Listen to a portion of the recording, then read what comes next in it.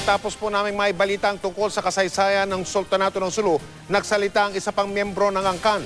Sinasabi niyang siya ang karapat-dapat na naging sultan at hindi raw si Sultan Jamalud Kiram III. Nakatutok si Cara David. Si Sultan Mahakuta Kiram ang itinuturing na huling sultan na kinilala ng gobyerno at buong sultanato ng Sulu. Ang anak niyang si Dato Mued Sulail Tan Kiram ang hahalili dapat sa trono. Pero nang mamatay noong 1986 si Sultan Mahakuta, 20 taong gulang pa lamang ang Raja Muda o Crown Prince.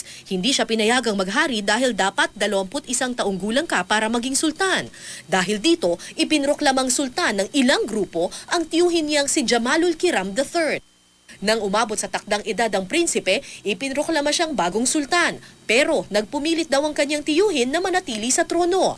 Ayon kay Sultan Mued Sulail Kiram, siya ang karapat-dapat na sultan at tinitingalang leader ng mga taga-Sulu. Yung mga religious sector, mga council of elders, yung mga royal house ng mga sharif, royal house ng datu, sumusuporta sa atin.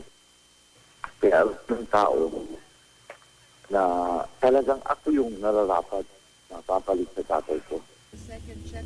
Hindi raw siya sang-ayon sa aksyon na ginawa ng kanyang mga tiyuhin nang lusubin nito ang Sabah.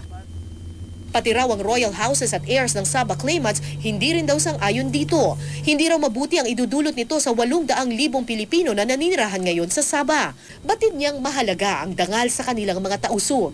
Pero ang tunay na sultan, mas matimbang daw dapat ang kapakanan ng karamihan. Kung kinakailangan umatras, sumuko, ano pa man terminology gagawin para lang sa kapakanan ng karamihan, hindi sa kapakanan interes ng isang pamilya. Yung apila ko sa kanila na iisipan nila mabuti ang tao o ang pamilya o ang sarili. Nanawagan din siya sa gobyerno na wag na sanang magsampa ng kaso laban sa kanyang tiyuhin at mga kaalyado nito.